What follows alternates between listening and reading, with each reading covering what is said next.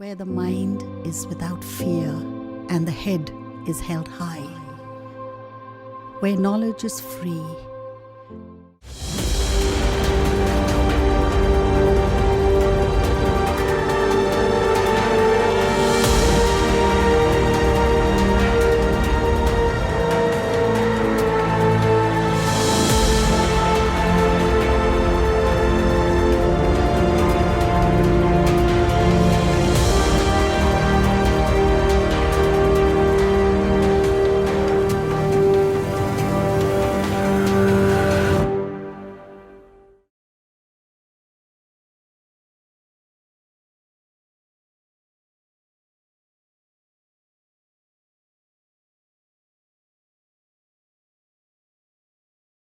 Good morning, আমার নাম সুপ্রতিম রায়। আমি অক্রমণ স্কুলের বায়োলজির টিচার।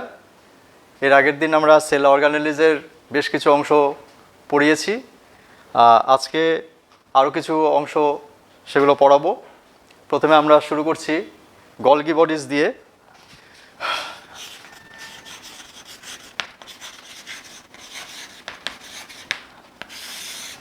গলগি বডিজ এটা কোষের একটা গুরুত্বপূর্ণ অংশ। উদ্ভিদ কোষ এবং প্রাণী কোষ উভয় কোষেই এই গলগি বডিজ থাকে। তো প্রধানত এই গলগি বডিজ ক্ষরণ ক্রিয়ার সাথে যুক্ত। তাছাড়াও আরও অন্যান্য কাজ আছে, সেই কাজগুলো আমরা পরে আলোচনা করছি। প্রথমে এর গঠনটাকে নিয়ে একটু আমরা আলোচনাটা করে নিই, যে গলগি বডিজ কী কী অংশ নিয়ে গঠিত হয়েছে।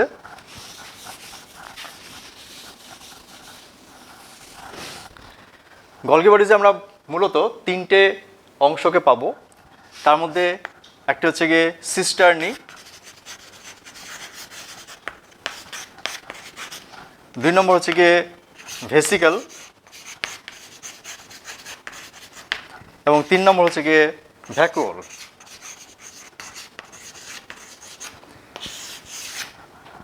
এই তিনটে প্রধান অংশ আমরা গলগি বডিজের মধ্যে পাবো। তা প্রথমে আসা যাক সিস্টার্নি। সিস্টার্নি অংশগুলো কি না, এগুলো হচ্ছে সমান্তরালভাবে বিন্যস্ত থলির মতো অংশ। এইভাবে তারা থাকে, সমান্তরালভাবে তারা বিন্যস্ত থাকে। আমার এই ছবিটা দেখে বোঝাই যাচ্ছে যে এখানে একটা অবতল অংশ রয়েছে এবং আরেকটা উত্তল অংশ রয়েছে। উত্তল অংশটি, এটা হচ্ছে উত্তল অংশ, উত্তল অংশ, আর এই অংশটা হচ্ছে অবতল অংশ।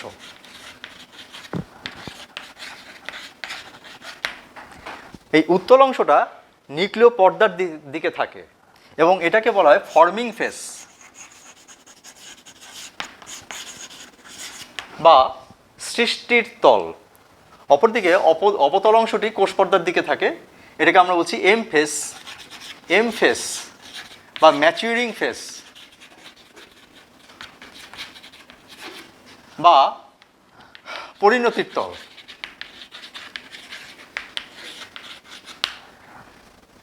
তাহলে এই যে আমরা অংশটা পেলাম, এটা হচ্ছে সিস্টার্নির অংশ। তাহলে সিস্টার্নির অংশের মধ্যে আমরা অবতল অংশ এবং উত্তল অংশ দুটো অংশকে পাবো। এটা গামলার মতো অংশ, অর্থাৎ অবতল অংশ থাকবে এবং উত্তল অংশ থাকবে। অবতল অংশটা হচ্ছে ম্যাচুরিং ফেস বা পরিণতির তল এবং উত্তল অংশটি হচ্ছে ফর্মিং ফেস বা সৃষ্টির তল।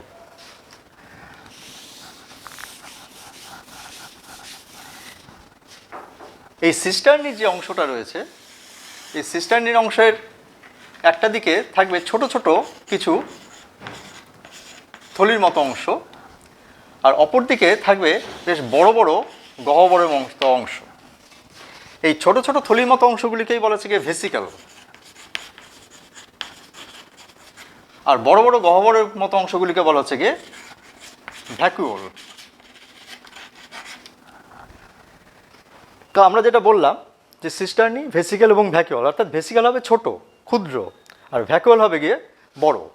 এদের মধ্যে প্রত্যেকের মধ্যেই কী থাকছে না, ক্ষরণ বস্তু সঞ্চিত থাকে বা ক্ষরণ ক্রিয়ার সাথে গলগি বস্তু প্রধানত জড়িত।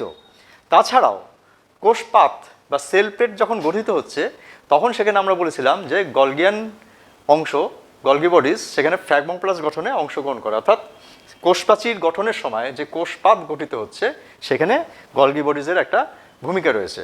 তাছাড়া গলগি বডির শুক্রাণুর যে অ্যাক্রোজোম অর্থাৎ একদম শুক্রাণুর মাথাতে যে মস্তকের মতো যে অংশটা থাকে সেটাকে অ্যাক্রোজোম বলা হয়। সেই অ্যাক্রোজোম গঠনেও গলগি বডি সাহায্য করে।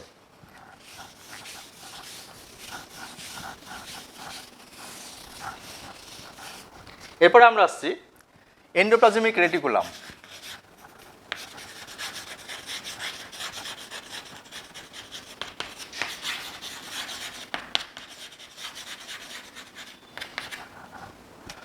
সংক্ষেপে এটাকে ER বলা হয়। তো এন্ডোপ্লাজমিক রেটিকুলামের মধ্যেও কিন্তু আমরা গলগি বডিজের মতোই কিছু অংশ পাবো। যেমন এখানেও আমরা পাবো সিস্টার্নি, 2 নম্বরে পাবো মাইক্রোভেসিকল,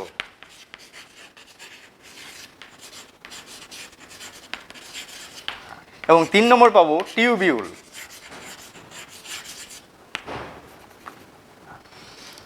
তাহলে সিস্টার্নি অংশটা গলগি বডিজের মধ্যে আমরা যেরকম পেলাম সেরকমই তারা কি হচ্ছে না এই ধরনের অংশ সমান্তরালভাবে বিন্যস্ত থাকবে। এটা হচ্ছে সিস্টার্নি। এন্ডোপ্লাজমিক রেটিকুলামের একটা উৎপত্তি হচ্ছে গিয়ে যে এরা চ্যানেলের মতো কাজ করে, অর্থাৎ এরা নিউক্লিয় পর্দার সাথে যুক্ত থাকবে এবং অপরদিকে কোষ পর্দার সাথে যুক্ত থাকবে। তাহলে সোজা কথায় খুব ভালোভাবে এটা আমাদের কাছে পরিষ্কার যে এরা নিউক্লিয়াস বলে যে অংশটা থাকছে সেই নিউক্লিয়াসের কাছাকাছি তারা অবস্থান করছে এবং নিউক্লিয় পর্দার সাথে তাদের একটা চ্যানেলের যোগ রয়েছে এবং সেই চ্যানেলের যোগগুলো কিন্তু প্রত্যেকটার সাথে প্রত্যেকটার যোগ রয়েছে এবং অবশেষে কোষ পর্দার সাথে সেখানে গিয়ে যুক্ত হচ্ছে। এই চ্যানেল থাকার ফলে কোষ পর্দার বাইরে থেকে বস্তু ভেতরে প্রবেশ করতে পারে বা ভেতর থেকে বস্তু বাইরে যেতে পারবে। এটা হচ্ছে সিস্টার্নির কাজ, সিস্টার্নির গঠন। মাইক্রোভেসিকলস হচ্ছে গিয়ে ক্ষুদ্র ক্ষুদ্র অংশ, যারা নাকি খুব ছোট ছোট অংশ, গহ্বরের মতো অংশ, তারা হচ্ছে মাইক্রোভেসিকলস, সেই জন্য বলা হচ্ছে মাইক্রোভেসিকলস। অপরদিকে টিউবিউল হচ্ছে গিয়ে শাখান্বিত, সিস্টার্নির মধ্যে কোনো শাখা থাকবে না, আর টিউবিউল হচ্ছে গিয়ে শাখান্বিত অংশ। এই ধরনের শাখান্বিত অংশ এরা কি হচ্ছে না এরা এখানে সজ্জিত থাকছে এবং এখানেও এরা কি হচ্ছে না চ্যানেলের মতো অংশ সৃষ্টি করছে। এই এন্ডোপ্লাজমিক রেটিকুলামের মধ্যে রাইবোজোম দানা যুক্ত থাকে, কিন্তু সবার মধ্যে থাকে না।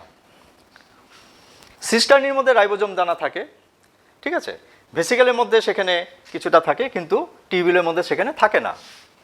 সেই অনুযায়ী এন্ডোপ্লাজমিক রেটিকুলামকে আমরা দুটো ভাগে ভাগ করেছি। একটা হচ্ছে স্মুথ ER অর্থাৎ এন্ডোপ্লাজমিক রেটিকুলাম বা SER। SER বলার কারণ হচ্ছে কি না স্মুথ, মসৃণ, অর্থাৎ যে সমস্ত এন্ডোপ্লাজমিক রেটিকুলামের অংশে রাইবোজোম দানা যুক্ত থাকে না তাদেরকে আমরা বলছি স্মুথ এন্ডোপ্লাজমিক রেটিকুলাম বা মসৃণ গাত্রযুক্ত এন্ডোপ্লাজমিক রেটিকুলাম। অপরদিকে রাফ ER অর্থাৎ এরা হচ্ছে গিয়ে অমসৃণ এন্ডোপ্লাজমীয় জালিকা, যাদের গায়ের মধ্যে রাইবোজোম দানা যুক্ত থাকছে। অর্থাৎ একটা সারফেস, এই সারফেসের মধ্যে যদি এই ধরনের রাইবোজোম দানা যুক্ত থাকে বা কোনো দানাদার পদার্থ যুক্ত থাকে তাহলে খুব স্বাভাবিকভাবে সেটা অমসৃণ হবে। অর্থাৎ এখানে রাইবোজোম দানা যুক্ত থাকছে সেজন্য সেটা অমসৃণ, আর যখন রাইবোজোম দানা যুক্ত থাকবে না তখন সেটা হচ্ছে মসৃণ এন্ডোপ্লাজমীয় জালিকা।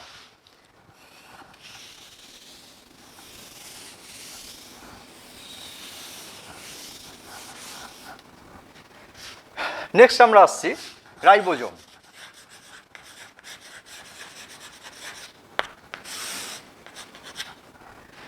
তো রাইবোজোম হচ্ছে গিয়ে পর্দাবিহীন কোষ অঙ্গাণু, অর্থাৎ আমরা এতক্ষণ পর্যন্ত যতগুলো কোষ অঙ্গাণুকে পেয়েছি সেই কোষ অঙ্গাণুগুলোর প্রত্যেকটির, সেটা সিস্টার্নি, ভেসিকেল, ভ্যাকুওল, টিবিউল যাই হোক না কেন, প্রত্যেকেই কিন্তু একক পর্দা দ্বারা তারা আবৃত থাকছে। রাইবোজোমের মধ্যে আমরা কিন্তু সেই ধরনের কোনো একক পর্দা পাবো না। রাইবোজোম প্রকৃতপক্ষে দুটো অধ একক দ্বারা গঠিত। এই দুটো অধ একক, একটা হচ্ছে ক্ষুদ্র অধ একক বা স্মল সাব ইউনিট, আর হচ্ছে লার্জ সাব ইউনিট বা বৃহৎ অধ একক। তো রাইবোজোম প্রোক্যারিওটিক কোষ এবং ইউক্যারিওটিক কোষ উভয় কোষের মধ্যেই উপস্থিত এবং তারা প্রোটিন সংশ্লেষের সাথে যুক্ত। প্রোক্যারিওটিক কোষের মধ্যে সেখানে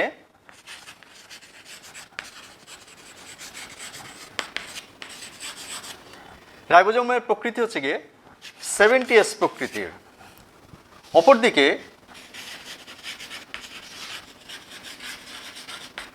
ইউক্যারিওটিক কোষের মধ্যে সেটা হচ্ছে 80S প্রকৃতির। এই 70S প্রকৃতির এবং 80S প্রকৃতির এখানে দুটো করে অধঃএকক থাকবে, অর্থাৎ একটা ছোট অধঃএকক, এটা হচ্ছে বড় অধঃএকক। 70S রাইবোজোমের প্রোক্যারিওটিক কোষের মধ্যে যেই রাইবোজোমটা থাকবে তার ছোট অধঃএকক হচ্ছে 30S এবং বড়টা হচ্ছে গিয়ে 50S। অপরদিকে ইউক্যারিওটিক কোষের যে রাইবোজোম রয়েছে সেটা হচ্ছে গিয়ে ছোটটা হচ্ছে গিয়ে 40S এবং বড়টা হচ্ছে গিয়ে 60S। আমরা এর আগে যখন প্রোক্যারিওটিক কোষ এবং ইউক্যারিওটিক কোষ পড়িয়েছিলাম তখন সেখানে এস কথার অর্থটা বলেছিলাম যে ভেদবার্গ বিজ্ঞানী ভেদবার্গ এর নাম অনুসারে এই এস বা সাব ইউনিট কথাটা উল্লেখ করা হচ্ছে প্রথমত। দ্বিতীয়ত হচ্ছে গিয়ে এস হচ্ছে সেডিমেন্টেশন কোএফিসিয়েন্ট অর্থাৎ অবক্ষেপণ গুণাঙ্ক, সেইখানেও এস রয়েছে, সেই অনুযায়ীও কিন্তু সেখানে আমরা এস কথাটাকে উল্লেখ করছি। এবার আমরা আসছি যে রাইবোজোমের যে এই যে ক্ষুদ্র অধঃএকক এবং বৃহৎ অধঃএকক 30S এবং 40S হচ্ছে ক্ষুদ্র অধঃএকক এবং 50S এবং 60S হচ্ছে গিয়ে বৃহৎ অধঃএকক।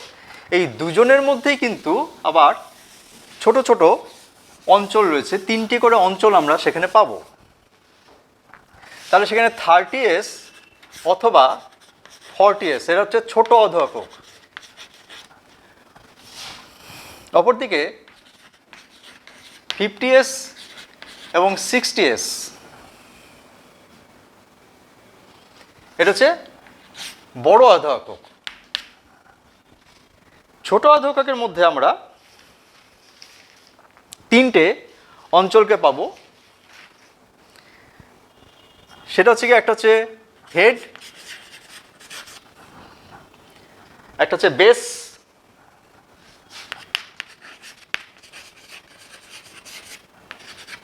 আর হচ্ছে প্ল্যাটফর্ম। মস্তক, পাদদেশ এবং মঞ্চ, এটা হচ্ছে ছোট অধঃএককের মধ্যে আমরা এই 3টে অংশকে পাবো, মস্তক, পাদদেশ, মঞ্চ বা হেড, বেস এবং প্ল্যাটফর্ম। আর বড় অধঃএককের মধ্যে আমরা ঠিক একই রকমভাবে 3টে অংশকে পাবো। একটা হচ্ছে গিয়ে চূড়ো বা রিজ,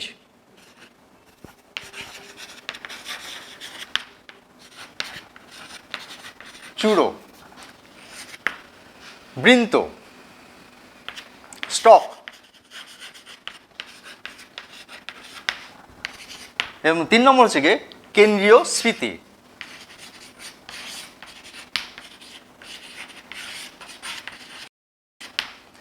এই 3টে অংশ আমরা বড় অধঃএককের মধ্যে পাবো, অর্থাৎ সেটা প্রোক্যারিওটিক বা ইউক্যারিওটিক উভয়ের ক্ষেত্রেই আমরা এই 3টে অংশকে পাবো, রিজ বা চূড়ো, স্টক বা বৃন্ত এবং কেন্দ্রীয় স্ফীতি।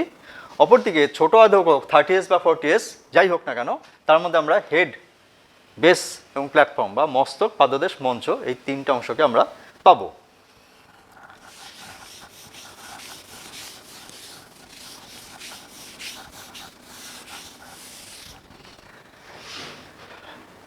আমাদের এই যে অধঃএকক অর্থাৎ এটা হচ্ছে রাইবোজোমের একটা গঠন, সাপোজ এটা 30S বা 40S আর এটা 50S বা 60S।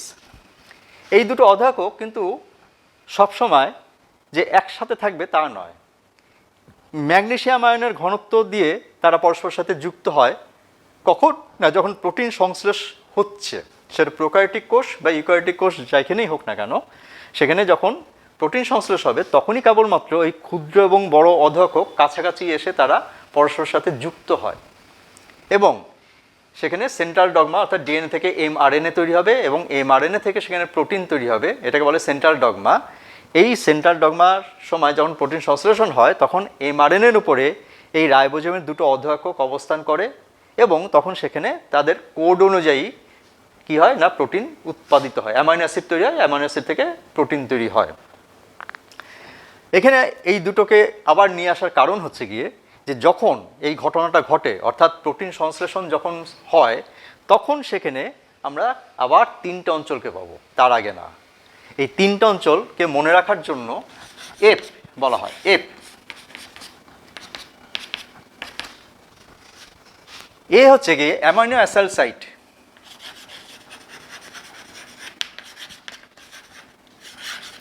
Amino acyl site. P হচ্ছে গিয়ে পেপটাইড সাইট,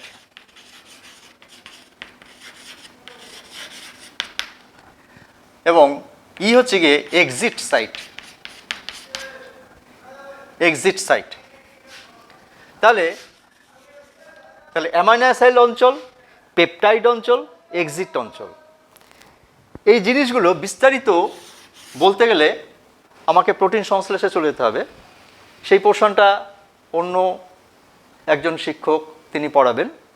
তো সেখানে যখন প্রোটিন সংশ্লেষণ হবে, আমি সংক্ষেপে বলে দিচ্ছি, যখন প্রোটিন সংশ্লেষণ চলছে সেই সময় এই অ্যামাইনো অ্যাসাইল সাইটে সেখানে কি হচ্ছে, এটাকে বলা হচ্ছে অ্যাকসেপ্টার অঞ্চল। এটার একটা নাম হচ্ছে অ্যাকসেপ্টার, অর্থাৎ অ্যাকসেপ্ট করবে, গ্রহণ করবে।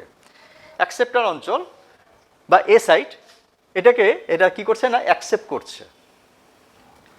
পি হচ্ছে পেপটাইড, পেপটাইড অঞ্চল, ঠিক আছে, এবং ই হচ্ছে এক্সিট, বেরিয়ে যাবে, অর্থাৎ যুক্ত হবে অ্যামাইনো অ্যাসিড দুটো যুক্ত হবে, পেপটাইড বন্ধনীর মাধ্যমে সেটা তৈরি হবে, এবং এক্সিট সেখানে অ্যামাইনো অ্যাসিডটা তৈরি হয়ে বেরিয়ে যাবে।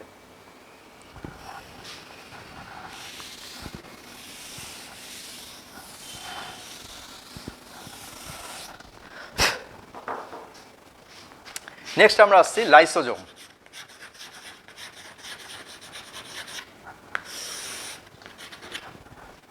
লাইসোজোম প্রকৃতপক্ষে উৎসেচকপূর্ণ থলি, একক পর্দা দ্বারা আবৃত।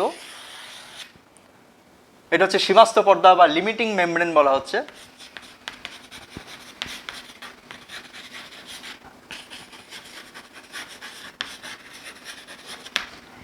লিমিটিং মেমব্রেন বা সীমাস্থ পর্দা, সোজা কথায় বাউন্ডারি ওয়াল, এবং এটা একক পর্দা, অর্থাৎ আমরা যে পর্দা একক পর্দার গঠন আমরা পড়ে এসেছি সেই একক পর্দাই হচ্ছে গিয়ে এইটা।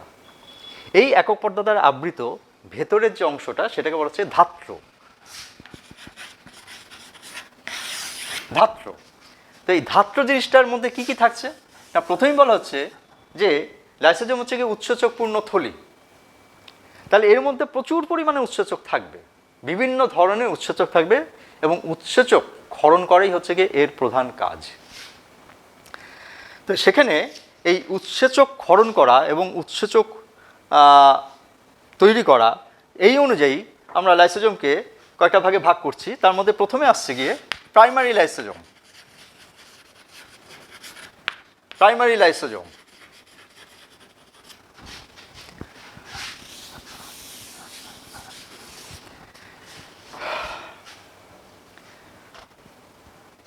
প্রাইমারি লাইসোজোম, এদের মধ্যে হাইড্রোলাইটিক উৎসেচক থাকছে,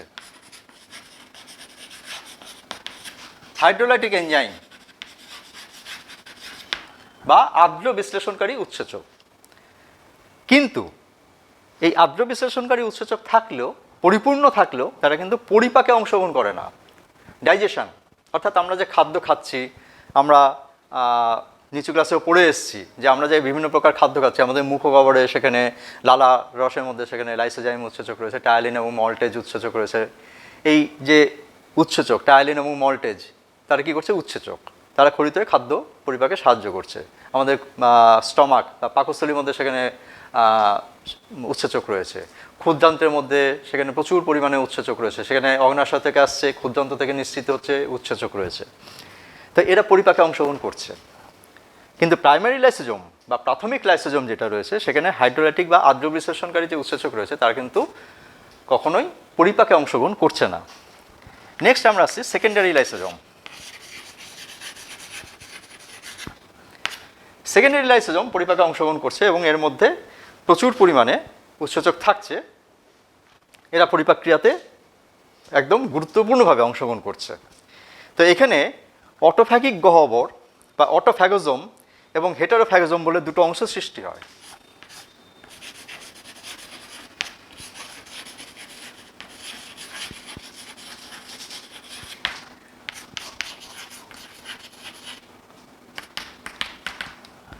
অটোফ্যাগোজোম এবং হেটারোফ্যাগোজোম, এরা অটোফ্যাগি হচ্ছে কি অটো মানে সেলফ, নিজেই, অর্থাৎ যখন এরা পাচক উৎসেচকের সাহায্যে তারা যখন কোষ অঙ্গাণুকে পাচিত করবে, কোষ অঙ্গাণু অর্থাৎ কোষ অঙ্গাণুকে প্রশ্ন আসছে যে কোষ অঙ্গাণুকে কেন পাচিত করবে, কারণ কোষের মধ্যে যে অঙ্গাণুগুলো রয়েছে সেই অঙ্গাণুগুলো একটা সময় কি হয় না, কাজ করতে করতে করতে তারা অকেজ হয়ে যায়, জরাজীর্ণ হয়ে যায়, তখন তাদেরকে কোষ থেকে সরিয়ে ফেলতে হবে। আমাদের বিভিন্ন যে মেশিনারি পার্টস রয়েছে, বিভিন্ন যন্ত্র রয়েছে, মেশিনের মধ্যে যে একটা মেশিনের মধ্যে অনেকগুলো যন্ত্রাংশ থাকে, তো এই যন্ত্রাংশগুলো কিন্তু সারা জীবন ধরেই যে একই রকমভাবে কাজ করে যাবে তা তো নয়। কোনো না কোনো সময় বিভিন্ন পার্টস সেগুলো কী হয় না, অকেজ হয়, ভেঙে যায়, ক্ষতিগ্রস্ত হয়, সেগুলোকে আবার কী হয়, রিপ্লেস করতে হয়। কিন্তু ভাঙা অংশটাকে তো রেখে দেওয়া হয় না, ভাঙা অংশটাকে কী করতে হয় না, সরিয়ে ফেলতে হয়, নাহলে তো আমি নতুন কোনো পার্টস সেখানে রিপ্লেস করতে পারবো না। ঠিক একই রকমভাবে প্রত্যেকটা কোষের মধ্যে যখন এই যে কোষ অঙ্গাণুগুলো, বিভিন্ন রকমের যে কোষ অঙ্গাণু রয়েছে, তারা কাজ করতে করতে তারাও একটা সময় কি হয় না, তাদের কাজ করার ক্ষমতাটা হারিয়ে ফেলে, জরাজীর্ণ হয়ে পড়ে। তখন এই অটোফ্যাগোজোম বলে যে সেকেন্ডারি লাইসোজোমটা রয়েছে, তারা তাদেরকে পাচিত করে সেখান থেকে অন্যান্য উপাদানে তৈরি করে সেখান থেকে কোষ থেকে বহিষ্কার করে দেয়। আর অপরদিকে হেটারোফ্যাগোজোম হচ্ছে গিয়ে ফ্যাগোসাইটোসিস প্রক্রিয়ায়, phagocytosis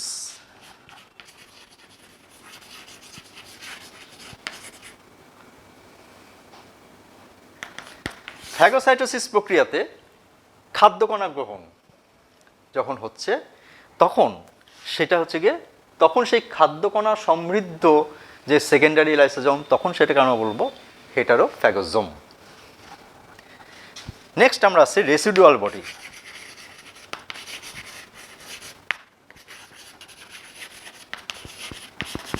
residual bodies, residual body হচ্ছে অপাচ্য খাদ্য সহ যখন গৌণ লাইসোজোম সৃষ্টি হচ্ছে, অর্থাৎ খাদ্যবস্তুকে পাচিত করেছে কিন্তু সম্পূর্ণভাবে সেই খাদ্যবস্তু পাচিত হয়নি, তখন সেই অপাচ্য খাদ্যবস্তু সহ সেকেন্ডারি লাইসোজোম যেটা থাকবে সেটাকে আমরা বলবো রেসিডুয়াল বডিজ। নেক্সট আমরা আসছি মাইক্রোবডিজ।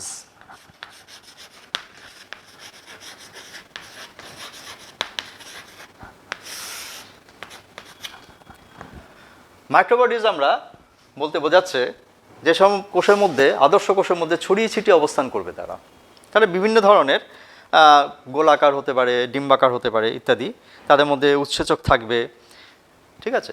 তো এই মাইক্রোবডিজ আমরা পাবো প্রথম হচ্ছে পারঅক্সিজোম,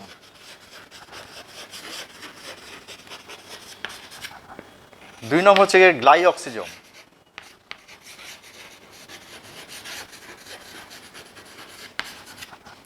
এবং তিন নম্বর হচ্ছে গিয়ে স্ফেরোজোম।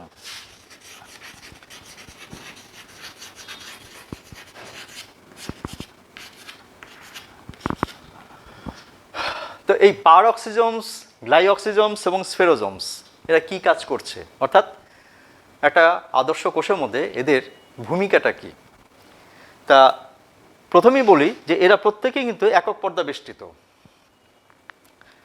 ঠিক আছে, প্রত্যেকেই একক পর্দা বেষ্টিত, অর্থাৎ আমরা যে একক পর্দার গঠন পড়েছি সেটা। পারঅক্সিজোমের মধ্যে অক্সিডেজ উৎসেচক,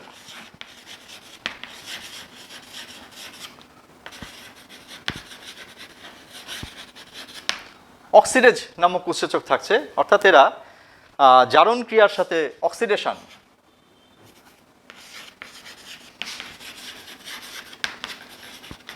বা জারণ ক্রিয়ার সাথে তারা যুক্ত, অর্থাৎ বিভিন্ন বস্তুকে জারিত করতে গেলে আমাদের অক্সিডেশন বা জারণ ক্রিয়ার জন্য বিভিন্ন পদার্থের প্রয়োজন হয়, উৎসেচকের প্রয়োজন হয়, তখন এই পারঅক্সিজোমস সেই অক্সিডেজ উৎসেচক বা আরও কিছু উৎসেচক রয়েছে, প্রধানত অক্সিডেজ উৎসেচক, তাদের সাহায্যে সেই জারণ ক্রিয়াতে তারা অংশগ্রহণ করছে। নেক্সট আমরা আসছি গ্লাইঅক্সিজোমস। গ্লাইঅক্সিজোমস কি করছে না, তারা স্নেহ পদার্থ, ফ্যাট বিপাক,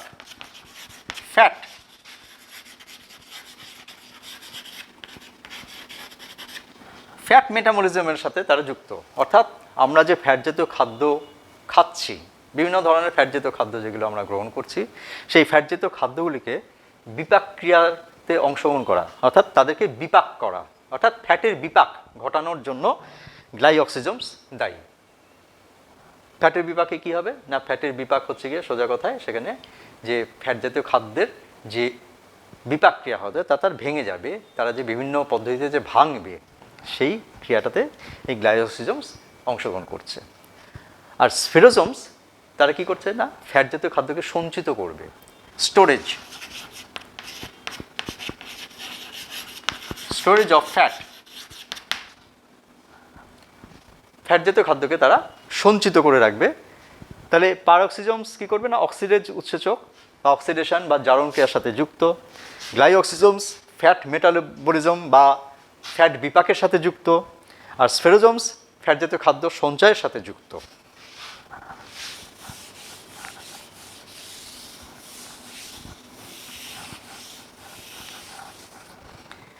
এবার আমরা আসছি সাইটোস্কেলিটন।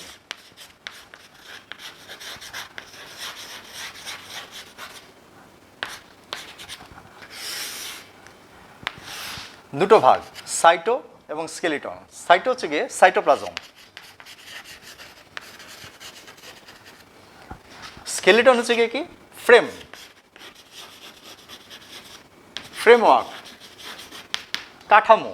অর্থাৎ আমাদের প্রত্যেকের যে দেহ রয়েছে তার মধ্যে আমাদের বনি স্ট্রাকচার রয়েছে, বোনস, অস্থি, সেটা দিয়ে একটা ফ্রেমওয়ার্ক তৈরি করা হয়েছে এবং সেই ফ্রেমওয়ার্কটা আমাদের দেহের নির্দিষ্ট একটা কাঠামো তৈরি করেছে।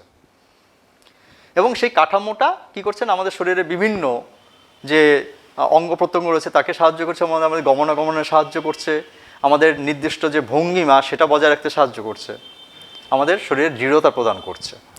ঠিক একই রকমভাবে সাইটোপ্লাজমের মধ্যেও এই ধরনের স্কেলিটাল সিস্টেম রয়েছে, অর্থাৎ সাইটোপ্লাজমীয় কঙ্কালতন্ত্র, সোজা কথায় এটাকে আমরা বলতে পারি।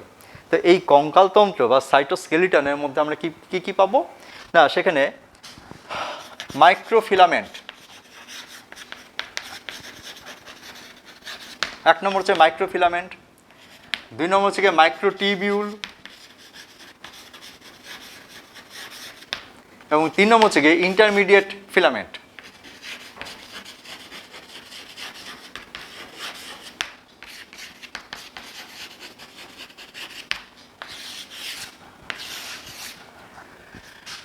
তাহলে মাইক্রোফিলামেন্ট, মাইক্রোটিবিউল এবং ইন্টারমিডিয়েট ফিলামেন্ট, অর্থাৎ অনুতন্তু, অনুনালিকা এবং অন্তর্বর্তী তন্তু। এই মাইক্রোফিলামেন্ট, মাইক্রোটিবিউল এবং ইন্টারমিডিয়েট তন্তু এরা প্রত্যেকেই কি হচ্ছে না, তারা এই বিভিন্ন ধরনের প্রোটিন দিয়ে তৈরি হয়েছে তারা, ঠিক আছে, তারা বিভিন্ন ধরনের প্রোটিন দিয়ে তৈরি হয়েছে এবং সেই প্রোটিন দিয়ে তৈরি হওয়ার ফলে তারা কী করছে না, আমাদের ভেতরে সাইটোপ্লাজমের মধ্যে বিভিন্ন ধরনের যে স্কেলিটাল একটা ফ্রেমওয়ার্ক তৈরি করছে, যাতে কোষের যে নির্দিষ্ট আকার আকৃতি সেটা থাকে, ঠিক আছে, তাতে কোষের দৃঢ়তা প্রদান করছে, কোষের ভেতরে অন্তর্বর্তী যে সমস্ত বস্তুগুলো রয়েছে তাদেরকে রক্ষা করছে, কোষকে রক্ষা করছে, এই ধরনের বিভিন্ন ধরনের কাজগুলো তারা করছে।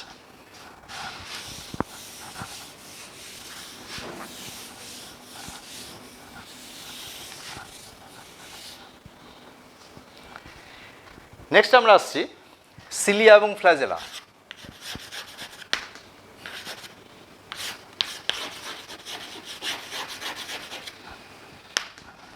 তো সিলিয়া এবং ফ্ল্যাজেলা এই যে দুটো গঠন তারা মোটামুটি একই ধরনের, অর্থাৎ তাদের যে বেসিক যে স্ট্রাকচার সেই স্ট্রাকচারটা মোটামুটি একই ধরনের। তো এখানে কি হচ্ছে না, সিলিয়া হচ্ছে গিয়ে ছোট দৈর্ঘ্য, আর ফ্ল্যাজেলা হচ্ছে গিয়ে বড়, অর্থাৎ এদের দৈর্ঘ্যটা বড়, ফ্ল্যাজেলার দৈর্ঘ্য বড়, সিলিয়ার দৈর্ঘ্য ছোট।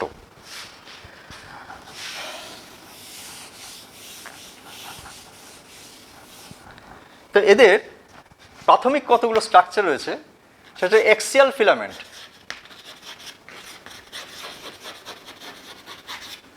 বা অক্ষীয় তন্তু,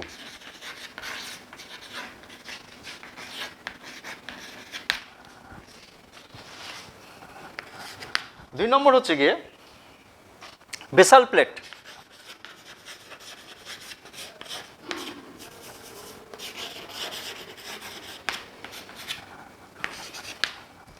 তিন নম্বর হচ্ছে গিয়ে বেসাল বডি,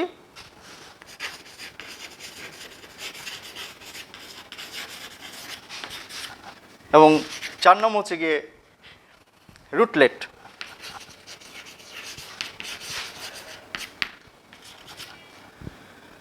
তাহলে এই চারটে অংশ আমরা কিন্তু সিলিয়া এবং ফ্ল্যাজেলা উভয়ের মধ্যেই সেখানে পাবো।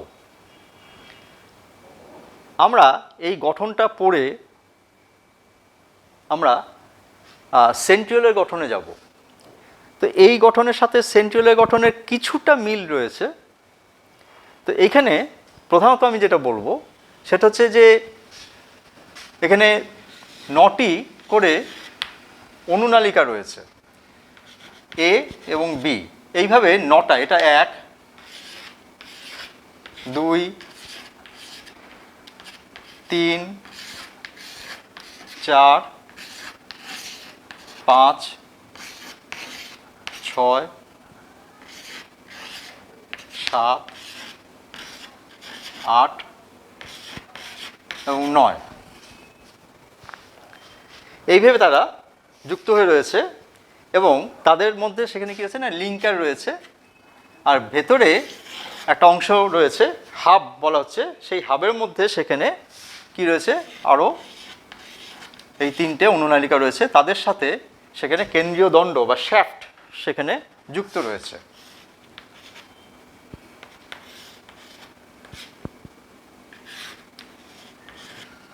এইভাবে একটা চাকার মতো সংগঠন সেখানে সৃষ্টি হয়েছে।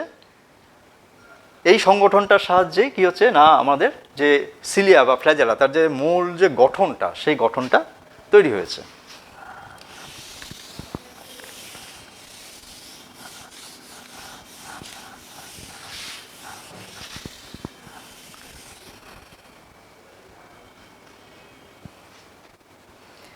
তো এই সিলিয়া ফ্ল্যাজেলার কাজ আমরা এর আগে পড়েছি যে তারা কি করছে না জীবের, অর্থাৎ সে নিম্ন শ্রেণীর উদ্ভিদ যেমন ক্লাইমেটোমোনাস, ভলভক্স, এদের মধ্যে সিলিয়া রয়েছে, ঠিক আছে, ব্যাকটেরিয়া কোষের মধ্যে সিলিয়া রয়েছে, বিভিন্ন যে ফার্ন জাতীয় উদ্ভিদের মধ্যে বা মস জাতীয় উদ্ভিদের সেখানে শুক্রাণুর মধ্যে সেখানে ফ্ল্যাজেলা রয়েছে।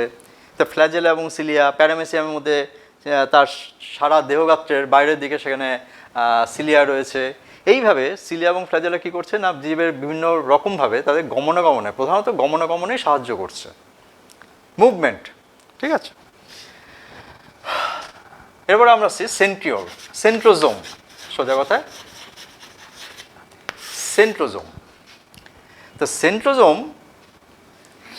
এটা হচ্ছে একটা প্রাণীকোষ। প্রাণীকোষের মধ্যে সেখানে নিউক্লিয়াসের কাছে দুটো পিপে সদৃশ্য গঠন দেখতে পাওয়া যায়।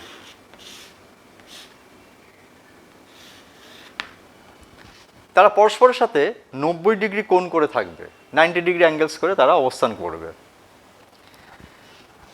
এদিকে কে বলছি আমরা সেন্ট্রিওল।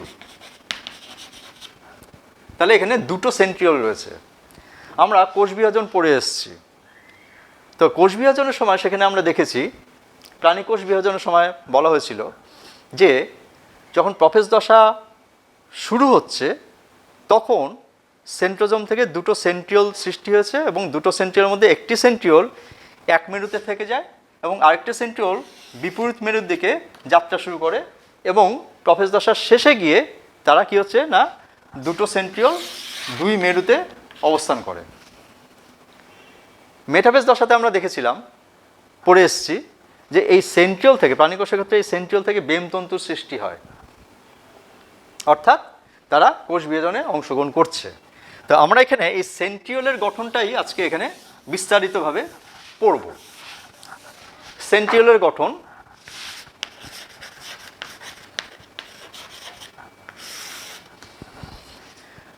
তো প্রথমেই বললাম যে প্রত্যেকটা সেন্ট্রিওল হচ্ছে দুই মুখ খোলা পিপের মতো, ড্রাম, অর্থাৎ এটা হচ্ছে একটা মুখ, এটা হচ্ছে আরেকটা মুখ। এই দুই মুখ খোলা পিপের মতো একটা সংগঠন। এই দুই মুখ খোলা পিপের মতো সংগঠনের মধ্যে সেখানে আমরা পাবো 9টি ত্রয়ী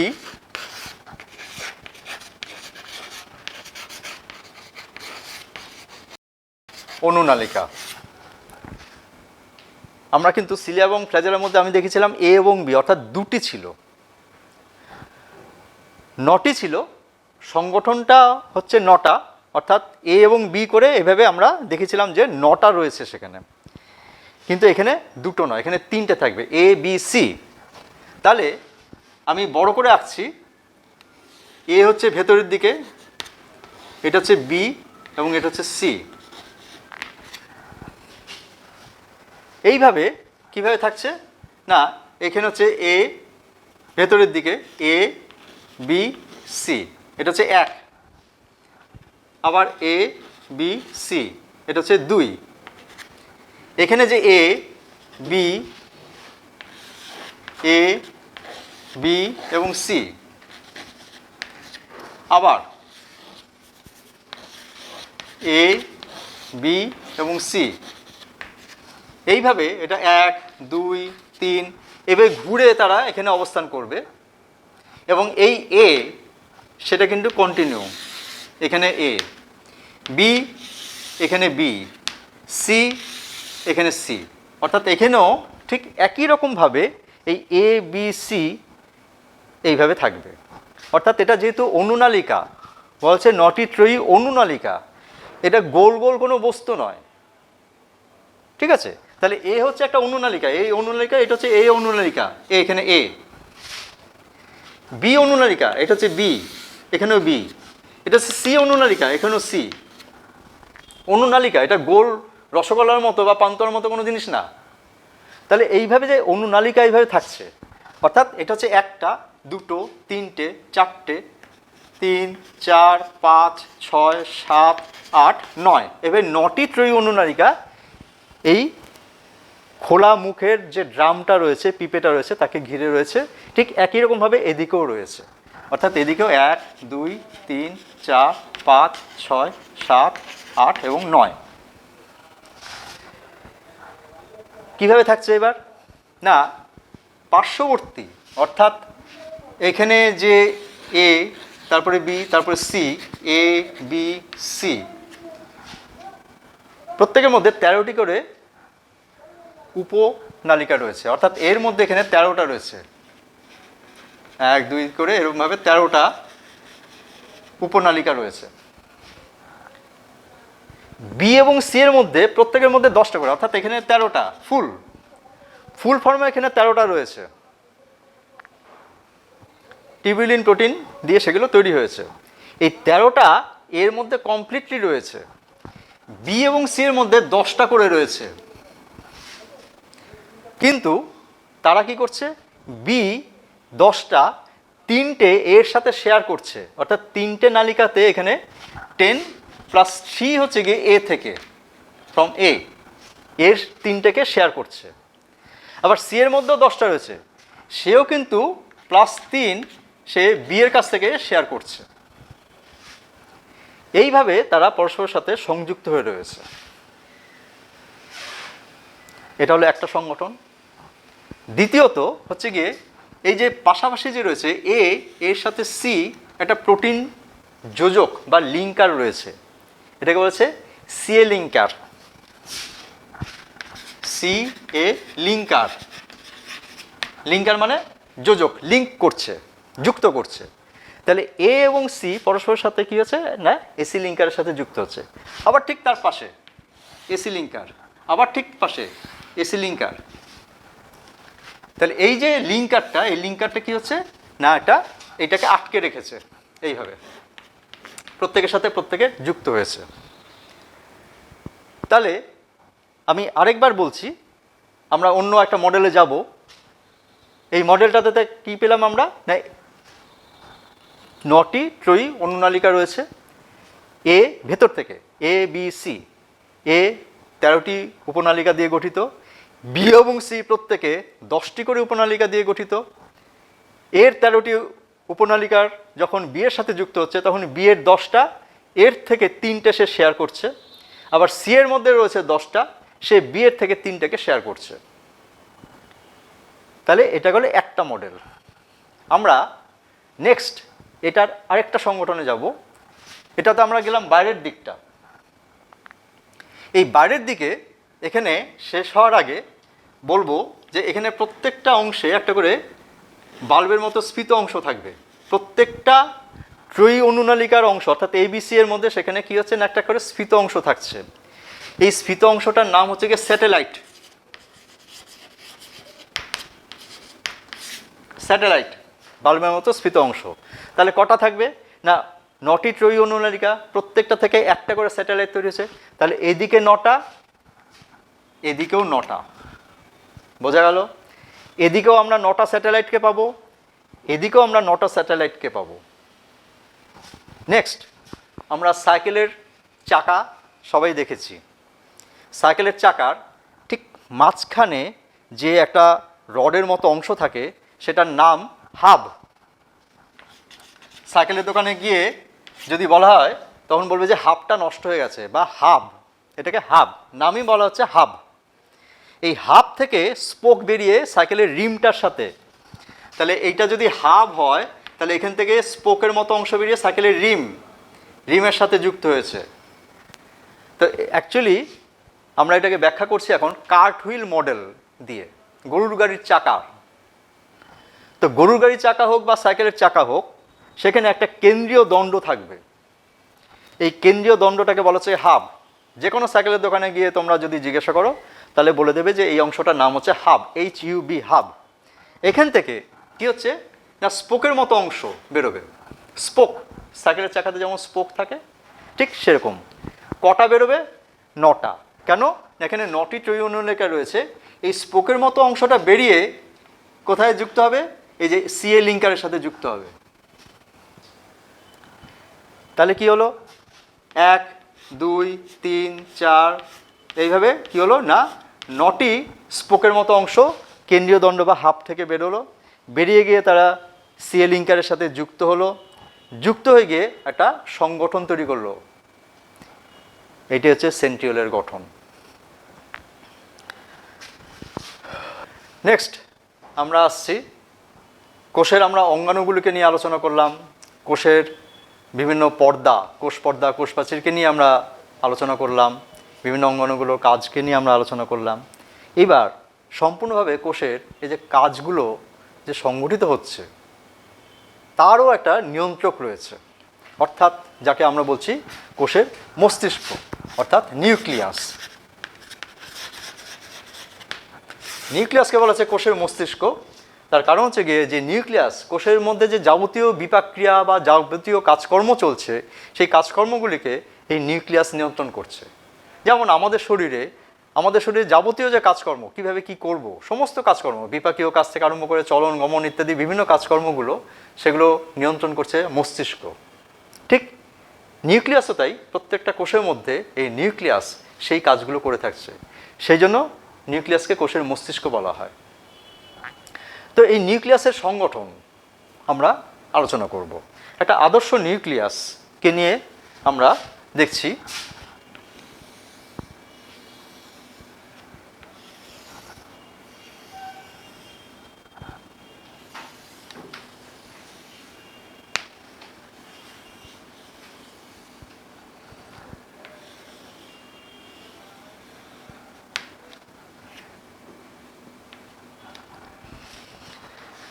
তো প্রথমে আসি আমরা নিউক্লিয় পর্দা, অর্থাৎ একটা আদর্শ নিউক্লিয়াসের মধ্যে 4টে প্রধান ভাগ পাবো।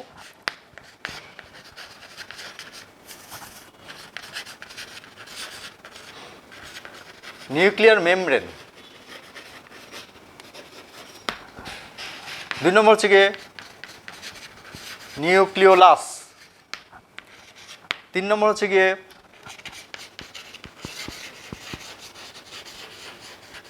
নিউক্লিওপ্লাজম, 4 নম্বর হচ্ছে গিয়ে ক্রোমাটিন রেটিকুলাম।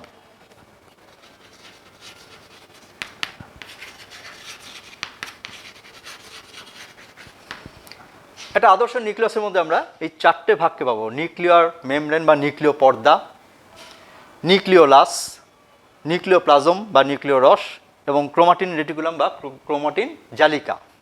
এবার আমি একটা একটা করে আসছি।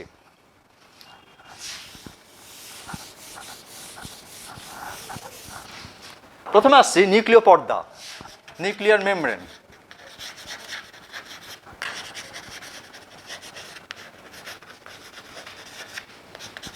এই নিউক্লিয়ার মেমব্রেনের আরেকটা নাম হচ্ছে ক্যারিওথেকা।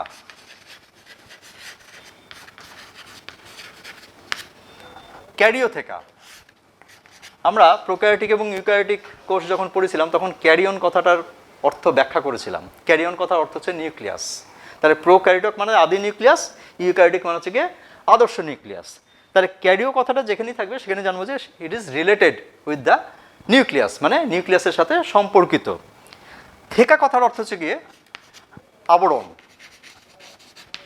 বা প্রাচীর, ওয়াল, থেকা।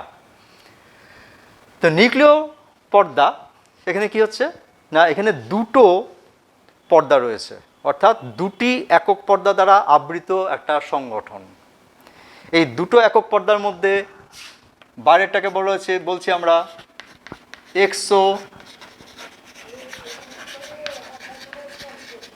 এক্সোক্যারিওথেকা, আর ভেতরটাকে বলবো আমরা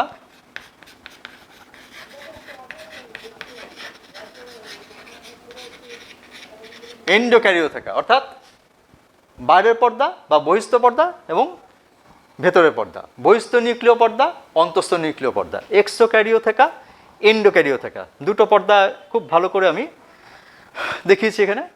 এবং দুটো পর্দার অন্তর্বর্তী যে স্থান, এটাকে বলেছে পেরি নিউক্লিয়ার সিস্টার্নি।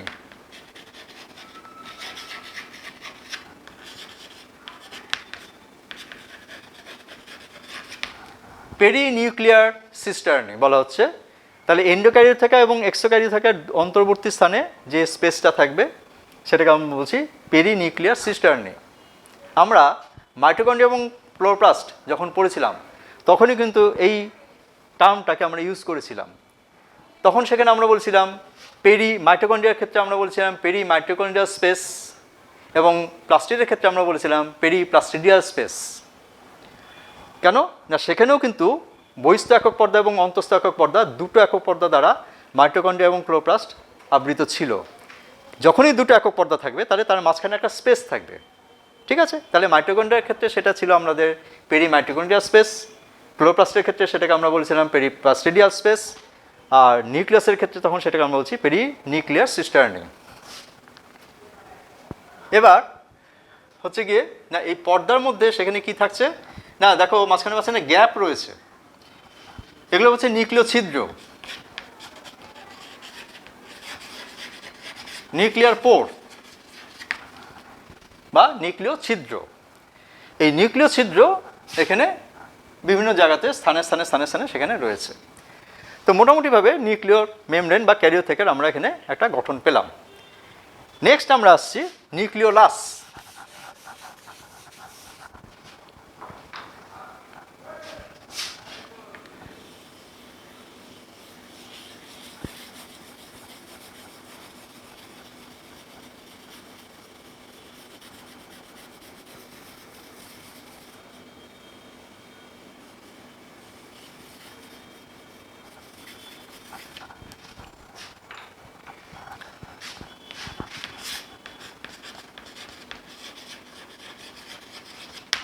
নিউক্লিওলাস কোষের মধ্যে যেমন নিউক্লিয়াস কোষের যাবতীয় বিপাক ক্রিয়াকে নিয়ন্ত্রণ করছে, যাবতীয় কার্যকলাপকে নিয়ন্ত্রণ করছে, নিউক্লিয়াসের ভেতরে নিউক্লিয়াস হচ্ছে কি সেটা ধরনের একটা আরও ঘন গোলাকার বস্তু। সে এবার নিউক্লিয়াসের ভেতরের বিভিন্ন ধরনের কার্যকলাপকে সে নিয়ন্ত্রণ করছে। এই নিউক্লিওলাসের মধ্যে আমরা আবার চারটে অঞ্চলকে পাবো, পোর্শন বা অঞ্চল বা রিজিয়ান। প্রথমটাই হচ্ছে গিয়ে অ্যামরফাস অঞ্চল।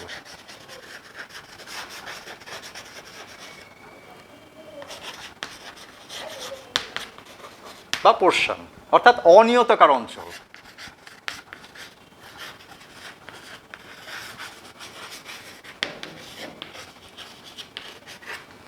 অ্যামরফাস পোর্শন, অ্যামরফাস রিজিয়ান বা অনিয়তাকার অঞ্চল। প্রোটিন দিয়ে তৈরি হয়েছে এরা। 2 নম্বর হচ্ছে গিয়ে সেখানে আমরা পাবো দানাদার অঞ্চল বা গ্র্যানুলার রিজিয়ান, গ্র্যানুলার অঞ্চল।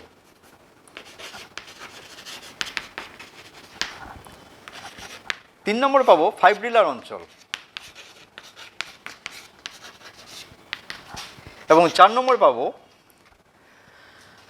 সেন্ট্রিওলার রিজিয়ান, ক্রোমাটিন রিজিয়ান।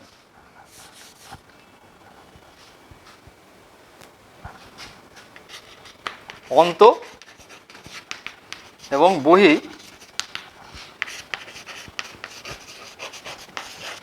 ক্রোমাটিন অঞ্চল। তাহলে 4টে অংশকে আমরা পাচ্ছি: অ্যামরফাস পোর্শন বা অনিয়তাকার অঞ্চল, গ্র্যানুলার বা দানাদার অংশ, ফাইব্রিলার বা তন্তুময় অঞ্চল এবং অন্ত এবং বহি নিউক্লিয়ার ক্রোমাটিন অঞ্চল। এই 4টে অংশ আমরা নিউক্লিওলাসের মধ্যে পাবো।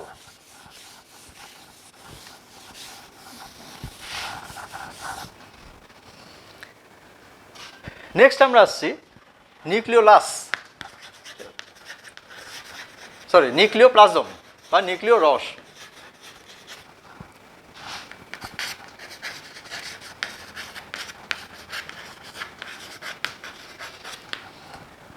তো নিউক্লিওপ্লাজম বা নিউক্লিয় রস অর্থাৎ নিউক্লিয়াসের যে যাবতীয় সম্পূর্ণ যে অংশটা রয়েছে এটাকে ধাত্রের সাথে তুলনা করা যায়।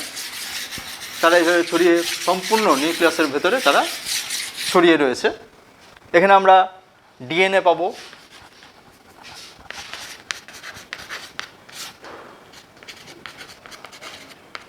আরএনএ এবং বিভিন্ন ধরনের ফসফোপ্রোটিন পাবো, বিভিন্ন ধরনের উৎসেচক পাবো, ঠিক আছে, বিভিন্ন ধরনের খনিজ লবণ, সোডিয়াম, পটাশিয়াম, ক্যালসিয়াম, ম্যাগনেসিয়াম ইত্যাদি, সোডিয়াম, পটাশিয়াম, ক্যালসিয়াম, ম্যাগনেসিয়াম, এই ধরনের খনিজ পদার্থগুলিকে সেখানে আমরা পাবো।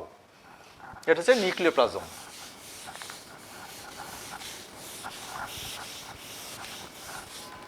এই নিউক্লিওপ্লাজমের মধ্যেই ভেতরের দিকে কী হচ্ছে না, এই ধরনের পেঁচিয়ে কুণ্ডলিত অবস্থায় থাকছে ক্রোমাটিন জালিকা।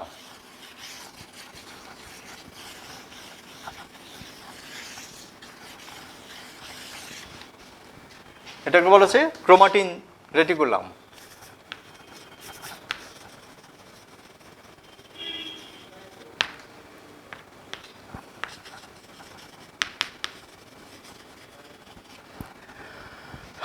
ক্রোমাটিন রেটিকুলাম বা ক্রোমাটিন জালিকা। প্রকৃতপক্ষে এরা নিউক্লিওপ্লাজমের মধ্যে এভাবে ভাসমান অবস্থায় থাকে, কুণ্ডলিত অবস্থায় থাকে, পেঁচিয়ে কুণ্ডলিত অবস্থায় থাকছে। এবার যখন কোষ বিভাজন শুরু হবে তার আগে এবং তারপরে এই ক্রোমাটিন জালিকার মধ্যে বিভিন্ন ধরনের পরিবর্তন হতে শুরু করে এবং অবশেষে তারা ক্রোমোজোমে পরিণত হয়।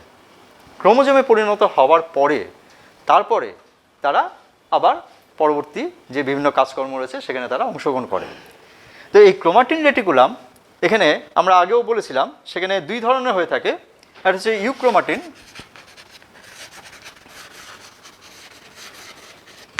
এক নম্বর।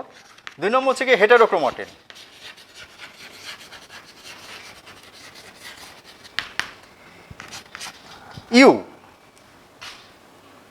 প্রোক্যারিওটিক কোষ, ইউক্যারিওটিক কোষ। ইউক্যারিওটিক হচ্ছে কি আদর্শ কোষ। তাহলে কথাটা সবসময় একটা উন্নত কোনো কিছুর সাথে যুক্ত থাকবে।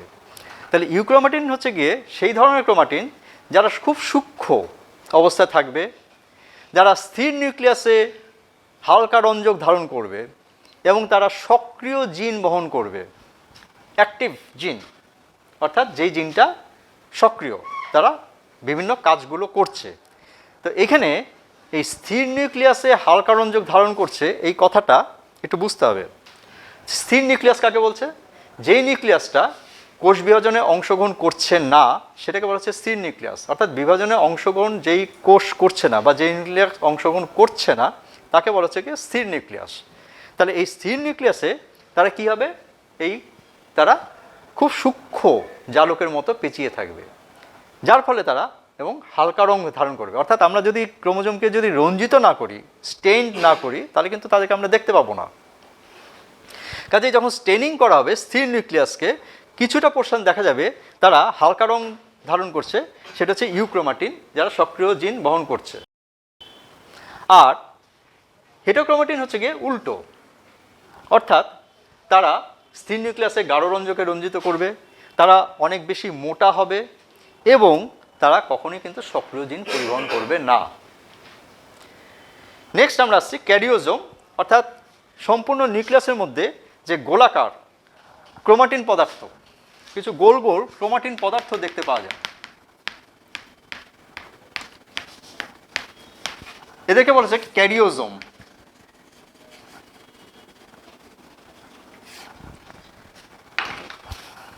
এটা গেল নিউক্লিয়াসের একটা ভৌত গঠন। রাসায়নিক গঠনের মধ্যে সেখানে আমরা ডিএনএকে পাবো, আরএনএকে পাবো, অর্থাৎ ডিএনএর মধ্যে আমরা পাবো অ্যাডেনিন, গুয়ানিন, সাইটোসিন, থায়ামিন। আরএনএর মধ্যে পাবো আমরা অ্যাডেনিন, গুয়ানিন, সাইটোসিন এবং থাইমিনের পরিবর্তে সেখানে ইউরাসিলকে পাবো। তাছাড়া অন্যান্য বিভিন্ন ধরনের খনিজ অংশ সেখানে রয়েছে। তাহলে এখানে আমরা নিউক্লিয়াসের যে সংগঠনটা পড়লাম, সেখানে আমরা পেলাম কি কি? চারটে প্রধান অংশ। একটা হচ্ছে গিয়ে নিউক্লিয় পর্দা, যার দুটো পোর্শন, একটা হচ্ছে এক্সোক্যারিওথেকা, একটা হচ্ছে এন্ডোক্যারিওথেকা। দুটো পর্দার অন্তর্বর্তী স্থানকে আমরা বলছি পেরিনিউক্লিয়ার সিস্টার্নি। এটা গেল। তার সাথে কি থাকছে না, নিউক্লিয় ছিদ্র, অর্থাৎ নিউক্লিয়াসের সমস্ত গাত্রের মধ্যে সেখানে অসংখ্য ছিদ্র রয়েছে, যাদেরকে বলছে নিউক্লিয় ছিদ্র। আমরা যখন এন্ডোপ্লাজমীয় জালিকা পড়েছিলাম তখন সেখানে বলেছিলাম যে এন্ডোপ্লাজমীয় জালিকার একটা অংশ নিউক্লিয় পর্দার সাথে যুক্ত, আরেকটা অংশ কোষ পর্দার সাথে যুক্ত। অর্থাৎ কোষের বাইরে থেকে নিউক্লিয়াসের ভেতর পর্যন্ত বিভিন্ন বস্তুর আদান প্রদান এন্ডোপ্লাজমীয় জালিকার সাথে হয়ে থাকে। অর্থাৎ এন্ডোপ্লাজমীয় জালিকা কিন্তু নিউক্লিয় পর্দার সাথেই এইভাবে যুক্ত থাকছে। আর কি না, নিউক্লিয় পর্দার গাত্রে সেখানে আমরা রাইবোজোম দানাকেও পাবো, অর্থাৎ রাইবোজোম দানাও সেখানে যুক্ত থাকে। নেক্সট আমরা পেলাম কি না, নিউক্লিওলাস, তার চারটে অংশ: অনিয়তাকার অঞ্চল, দানাদার অঞ্চল, সূত্রাকার অঞ্চল এবং অন্ত এবং বহি নিউক্লিওডার ক্রোমাটিন অঞ্চল। এই চারটে অংশ আমরা নিউক্লিওলাসের মধ্যে পেয়েছি। নেক্সট হচ্ছে গিয়ে নিউক্লিওপ্লাজম বা নিউক্লিয় রস, তার মধ্যে আমরা ডিএনএ, আরএনএ, হিস্টোন প্রোটিন, অহিস্টোন প্রোটিন, বিভিন্ন প্রকার খনিজ পদার্থ, উৎসেচক ইত্যাদি এদেরকে পেয়েছি। নেক্সট হচ্ছে গিয়ে ক্রোমাটিন জালিকা। এই ক্রোমাটিন জালিকা নিউক্লিয়াসের মধ্যে সাধারণভাবে পেঁচিয়ে কুণ্ডলিত অবস্থায় থাকছে এবং যখন তারা থাকছে তখন তাদের মধ্যে স্থির নিউক্লিয়াস যখন হচ্ছে তখন সেখানে আমরা ইউক্রোমাটিনকে পাচ্ছি, অর্থাৎ তারা সেখানে হালকা রঙে রঞ্জিত হচ্ছে, তারা সক্রিয় জিন পরিবহন করছে এবং খুব সূক্ষ্মভাবে তারা অবস্থান করছে। অপরদিকে হেটারোক্রোমাটিন হচ্ছে গিয়ে কি না, তারা অপেক্ষাকৃত মোটা, তারা সক্রিয় জিন পরিবহন করে না এবং তারা গাঢ় রঞ্জকে রঞ্জিত হয়। আমাদের কোষ চ্যাপ্টার যেটা ছিল সেই অংশটা আমি আজকে শেষ করলাম। তোমরা সবাই ভালো থেকো।